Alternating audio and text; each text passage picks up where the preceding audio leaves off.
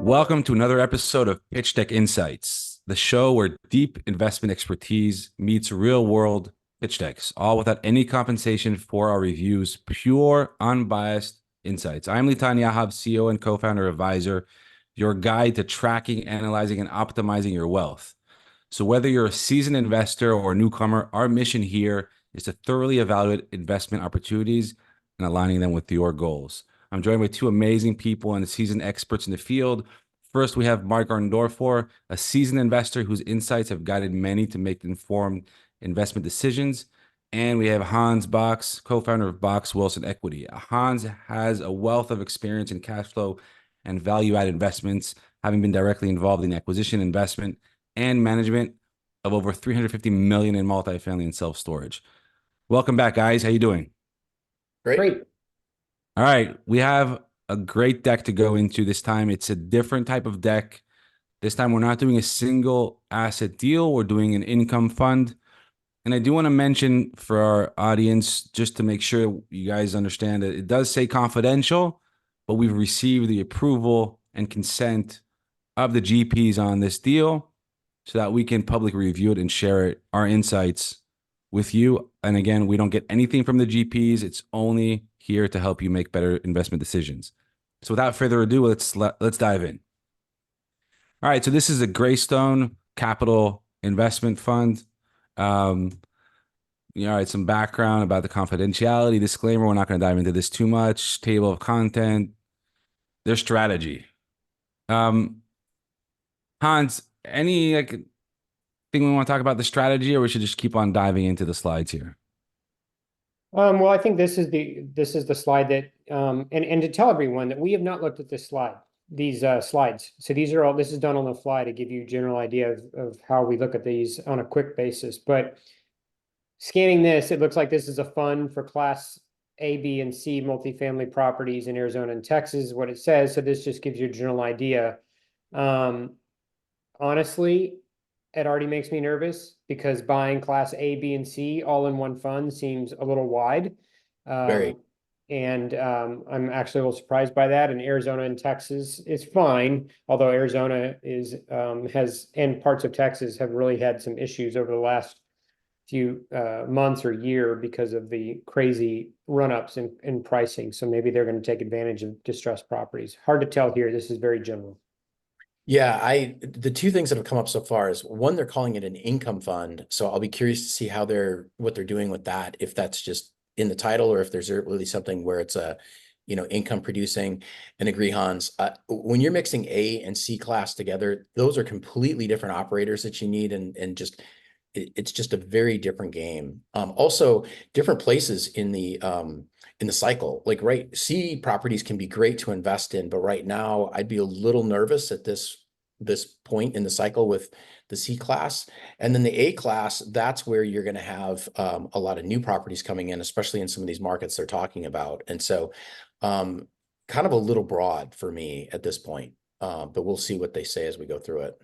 Yeah, but overall, multifamily investments are supposed to be cash flowing, and I guess that's like more branding, like income fund. It's basically a fund because it's diversified across a number of single assets, right?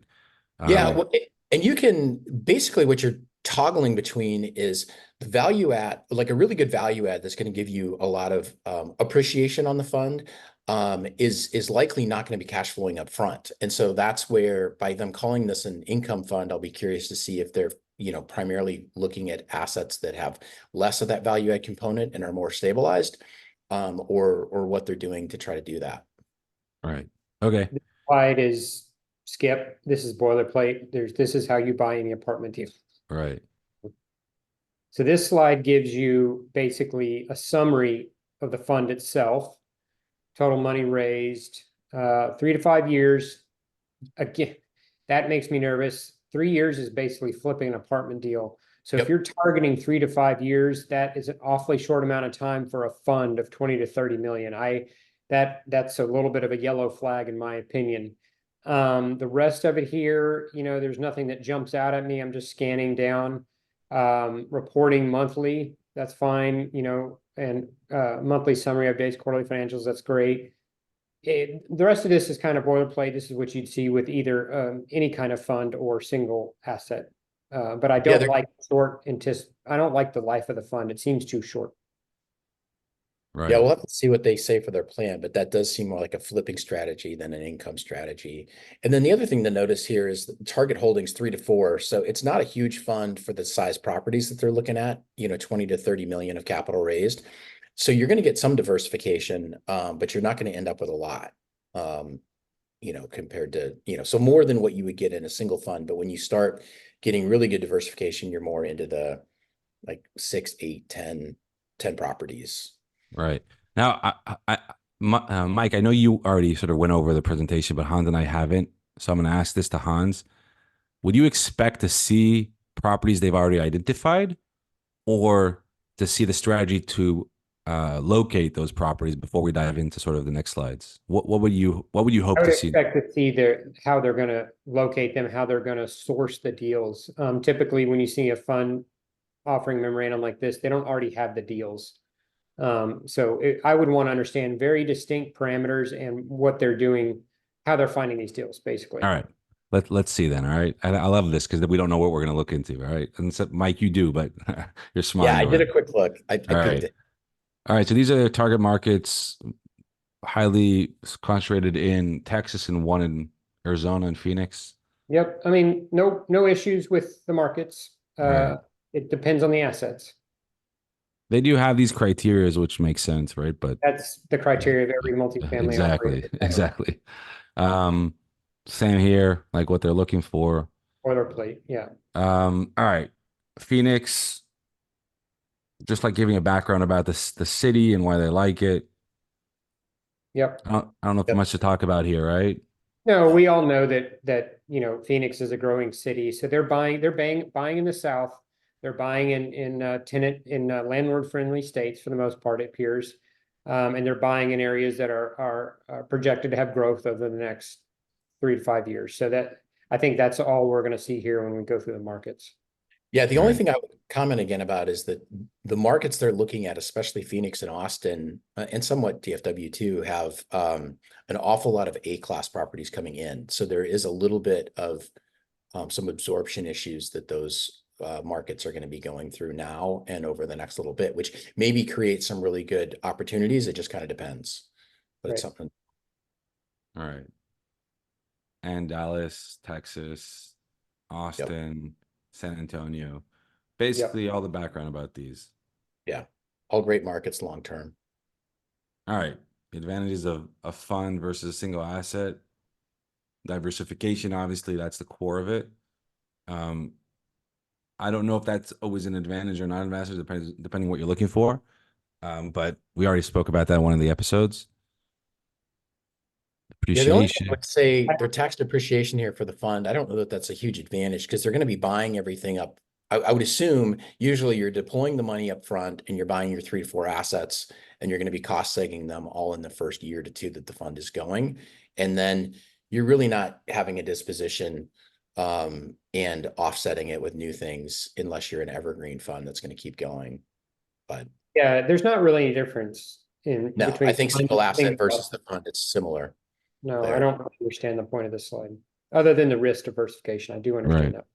Yes. Okay. Classes, pref, waterfalls. Pretty standard. Yeah. Yeah. Decent splits. Now, this is just because of the splits? The AAR? The difference in A and B is just because of the change from 80-20 to 70-30 and a slightly higher pref. Again, and they're not talking about and they're not talking about the IRR here at all. No, they're doing AAR. Which kind of tells me it's a little bit of an indicator when you say annual average return and you don't have an IRR. That's an indicator of less sophistication, to be quite honest. Yeah, the other thing to note here is so their distributions quarterly, but the asterisk distributions will begin 6 months after closing of the asset. So they're anticipating, like if you close in something in Q2, you're not going to start getting distributions from that until probably Q1 of of 25. Right. Yeah, and I'm curious how they reach a 17 to 21% in the 18 to 22. I'm not sure how you would do that other than, again, you have to back into those returns based on the parameters, the type of deals you're buying. So if maybe they will only buy deals that produce an overall, project level of over 23, 24%, is how they're getting their backing into their returns for investors. But that's the only way I can figure that they would get to that. You have to have a range, right? A fund is a bit of a wag. So there's nothing wrong with a range here.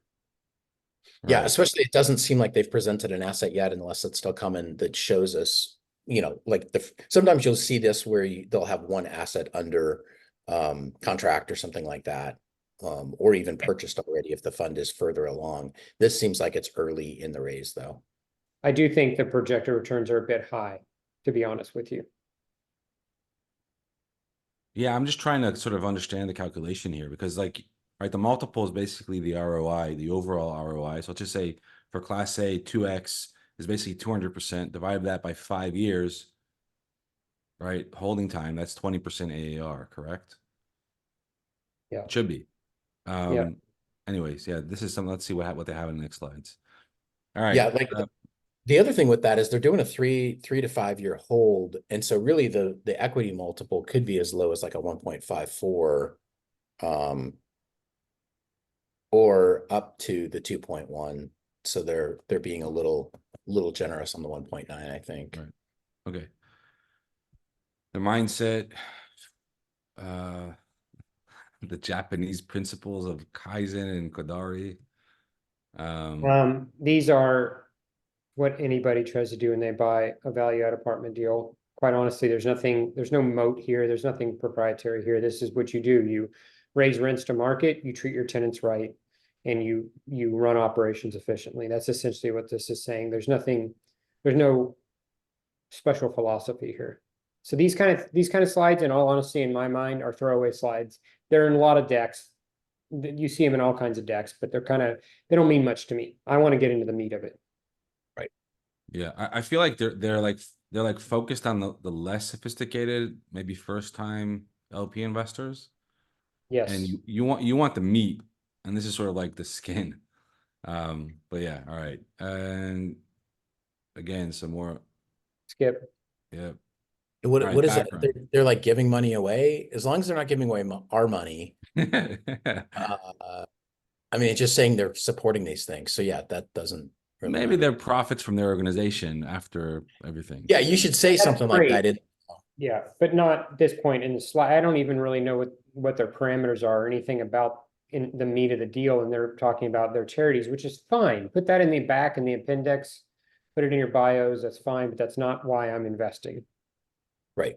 Well, it's maybe listen, there are people, and I'm not saying these are sophisticated investors, but there are people that invest because they like the the giving back aspect of it. And we've seen that a lot. Like in a lot of people that we know in our communities, like they push that ahead of the investment performance even.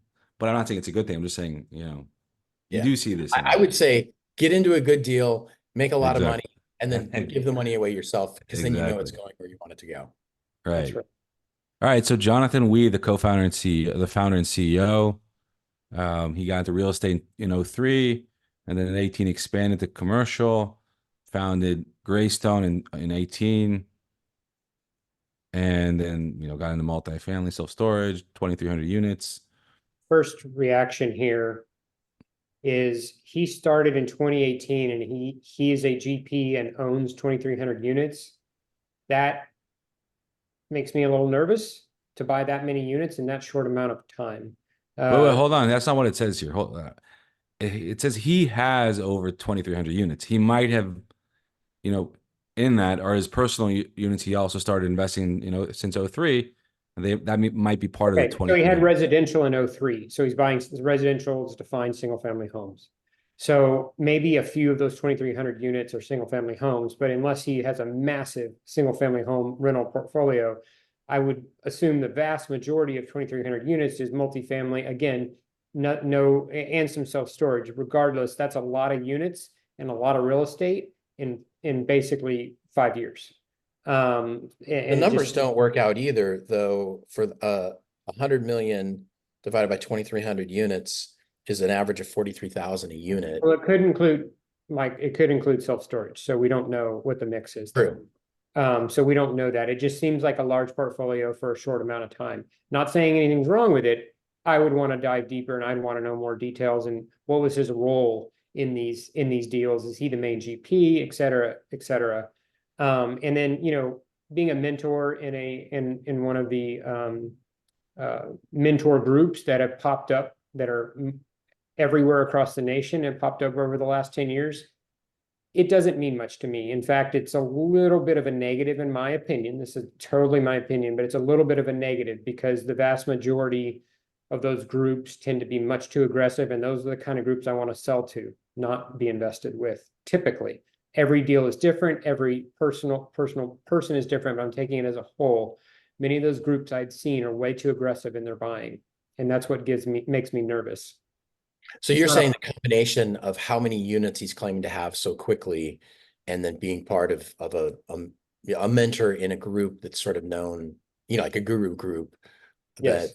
then that tends to be that maybe he was buying, things that would be less discriminating that somebody That's else. right. And it would cause me to ask a lot of questions. Not saying that it's necessarily bad, but it's a little bit of a yellow flag for me where I would probably dive in pretty deep with Jonathan to make sure that I understood his true bio. And I would ask a lot of questions around track record and things like that. And there might be track record in the presentation. We just haven't There seen might be. it. We're not even there yet. Yeah, we haven't seen it yet. The other thing I would say on the positive side is that he's left corporate America and he was a tax professional before. So at least he's got probably some finance CPA type background, which helps a little bit. And he's no longer working in, a W-2 job. Right. All right. And then let's see, I think what else we have here. Key principal and a senior advisor, Drew Whitson. Investment banking, syndication, public private LP and real estate funds, triple net deals. I want to know a little bit of this relationship. So is he just a senior advisor or is he part of the GP team? Is Jonathan calling the shots? What's Drew's role? Just more to kind of figure that out. Yeah. Yeah. He's And again, probably just part of his mentoring group or something like that, Drew is sort of above Michael and or not Michael, what was Jonathan? And then Jonathan is above other people in the group, but we'll see. I mean, on his own, like it does seem like he does have experience. You don't know since when and if it was as a GP, an LP, a KP. But it seems like he has acquired a lot of units across a lot of markets and built a really substantial real estate portfolio. And his background in finance, like the profile seems like a reputable guy. Yep. But what you're saying is we don't really know the no. dynamic between him and the organization and Jonathan. And it's a different company. Yeah, Drew also does not have a portfolio in Arizona or Texas. And so his is a Midwest, type market with, right. You got Memphis, Tennessee, Kentucky, Ohio, and Minnesota. Right. The other thing with him is that it's great that he's a finance professor, but at the same time, if he was a key part of the GP team, I like my GP team to be dedicated to this and not have my deal that I'm investing in be a side gig. And so as a professor, he's probably fairly busy, but I think he's just an advisor, so that's fine. It seems like that. So these seem like the core team with Jonathan, right? Acquisition managers. We can skip that. That's just standard. All right. He's finding the deals locally. All right. Now this is just all this. This is another throwaway slide. This is just the fund admin, the back end that's controlling the portal and the fund. It's not really that important. You want them to be competent in a good portal, but it doesn't really make or break the deal if they're using InvestNext or NAV or anyone else. Right. Yeah, this seems like a slide from NAV's presentation. Yeah. Right. It's something I would skip. Right. Okay. Case studies. This is the interesting part. It should be at least. Okay, so this is how they're presenting their track record, it appears, possibly. Let's see what, yeah, so I have a bunch of these. Yeah, so let's just look at the first one. So it looks like they acquired it in 2019. They sold it in 2022. They were going to do a 5-year deal, but it looks like they sold it in 3 years. Yeah, Or 2.5 less. years. They sold it in 2.5 years. So the IRR was really good, but again, they flipped the deal. So we don't have to back into the equity multiple. I don't see an equity multiple anywhere. Obviously, you can back into that math. But it's hard to tell from here. So it looks like they, bought a decent deal and sold probably based on a compressed cap rate. I would ask questions around this, just like any of the other, and if all the other ones are presented the same way, my question would stand for any of these case studies. I'd really want to understand how much you increased the NOI, and did you actually hit pro forma NOI versus making the returns by buying the deal in 2019, selling in 2022 at the lowest cap rate in history. Again, great returns. A 34% IRR is great. Over 2.5 years, it's a little short. I mean, you're flipping a deal, but that's great. Anybody will take 34% in 2.5 years. So I would just want a little bit more information to understand if they actually execute on their value add. Without more info, it's hard to tell. Yeah, seeing what the NOI pro forma was to be up at 2.5 years versus what they really had it at, that would be more helpful, also helpful, to get that information, to know what their part of it was. Well, I mean, they did mention here, sort of in the bottom section, where all the check marks are, like all the things they did do to increase NOI and reduce cost. Yeah, but I want to see the numbers. That's all that Right. matters. All right. So just because we have seen presentations where they don't even show this, right? So so they did show what they did. Now what we'd want to see is just the numbers that correlate with each of these things, or overall, was it more an NOI? Was it more NOI, there's no individuality with right. these check marks. You need to understand, do they actually hit their NOI targets for the amount of time they own the deal? They're not going to necessarily hit their 5-year NOI target, but hopefully they hit at least their 2.5-year NOI target. So which is when they sold it. My guess is they did not, and it was a compressed cap rate, but I have no way to know without more info.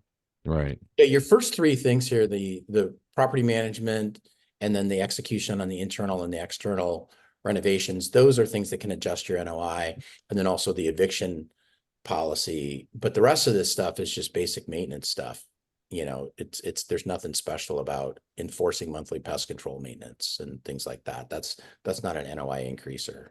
Well, it is indirectly in that you're providing your tenants good service and they are choosing to stay and renew at the increased market rents if you're providing good service. So it is indirectly, but you're right, Mike. It's not direct NOI. Right. Okay. So the next one probably is pretty similar in terms of like the layout. Also 2.5 years, also 34%. Yep. Very similar situation. Right. Mm-hmm. Curious in terms of locations. This one was Oklahoma. This one was Georgia. Right. I wonder if this was part of the fund, part of the GP, or if these were like things they did on their own. It's hard to know. Again, It's hard to know. we Yeah. don't know who the GPs were. Was it just Jonathan or was it Jonathan and Drew? It's really hard to know. Right. Who were they the actual operators? Right. And then this one in Arkansas, One is actually, they hit their IRR. Yeah, that's concerning when you bought it in 19 and sold it in 22, and all you did was hit your IRR, but that's one of your 3 best ones to put forward. Maybe they've only had 3 go round trip, but you probably didn't hit your NOI increases, because I would guess that you had a decent amount of cap rate contraction that was a win behind your, in that time frame. I would be asking generally, to summarize, are there any more after this? Yeah, there's this one as well. Oh, there's one more. Okay, so looks like this one isn't even, there's no actual results. This one they still own because there's no sale. So it was appraised. Well, it was fully refied. Yeah, which is great. Again, great. Maybe they hit the NOI. Hopefully they did.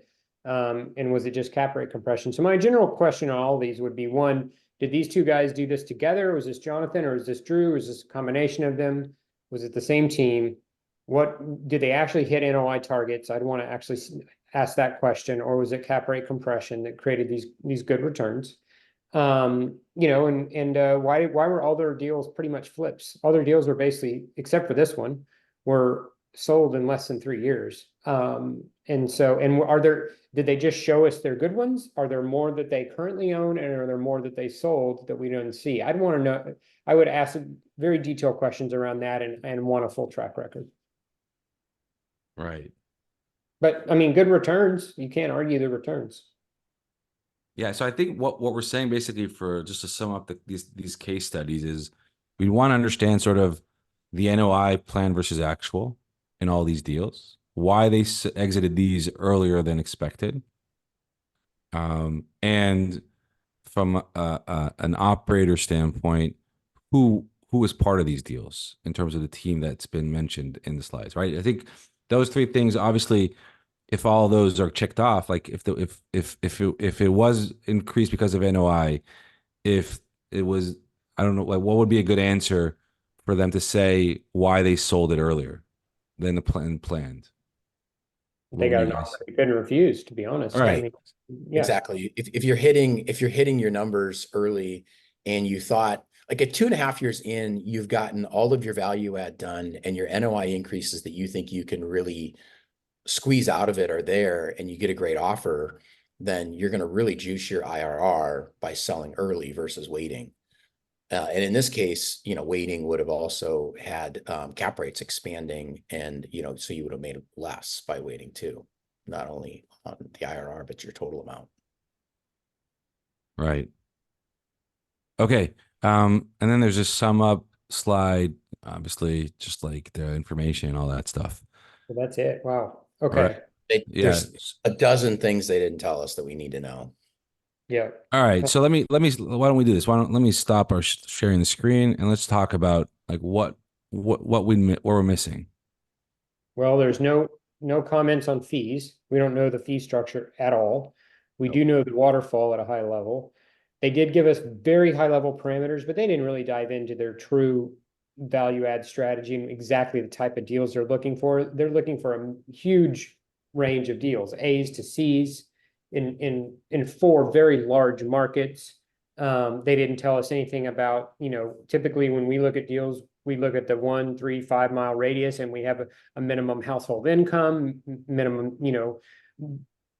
population growth, minimum job growth percentages. There's a ton of parameters that you want to typically have to buy a multifamily deal, and none of those were called out here. And I'm just going off the top of my head. I need to sit down and think about others, but this You don't right know now, cash flows. They're calling us an income fund, and they're telling us that the pref is 7% and 8%, but you have no idea if they're going to try to buy deals that are actually paying that out, or if the deals they're going to be buying are going to be paying more in the 4 to 5% cash on cash returns during the, that period of time when it first starts paying out. well, I would be surprised, Mike, if any of these, you don't buy a multifamily deal that has value add and pay 8%. You're going to be paying anywhere from 2 to 4% if you're buying a true value add in the first couple of years. So I don't have a problem. Well, Hans, let me push back on that for a second, because if they're adding an A to the mix, then it's not as much as even less. Yeah, even less. Well, the only thing you could have with an A is if you had somebody that wasn't doing like they developed it and they were in the middle of their lease up, and you're buying it at like 60% leased, and you think you have a better lease up strategy, maybe you can get to something where you're cash flowing decently to begin with, but it's hard. And that's why it's like, why are you calling this an income fund? You should be telling us exactly what kind of cash flows you're going to be paying out. I want to dive into this a little bit, because if you buy a 60% A property, yeah, it may cash flow great once you get to 100% or 95% stabilized occupancy, but you don't buy an A and stabilize it necessarily in even a year. I would underwrite that for a 1.5 year stabilization. Maybe you do it faster, but you're not gonna have any kind of cash flow in the first year buying a 60% occupied property. Same answer for a C and B property that needs value add that's severely under market rents. Cap rates are where they are right now, and when you buy a cap at a lower cap and have debt at almost the same level, you're just not going to cash flow until you force that NOI up by forcing equity, by doing your value add execution.